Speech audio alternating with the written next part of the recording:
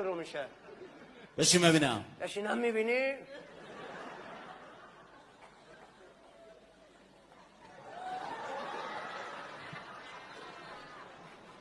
برای چی اینجوری نشستی؟ اونجا مهراد جمع نشسته، اینجا اکبر باز.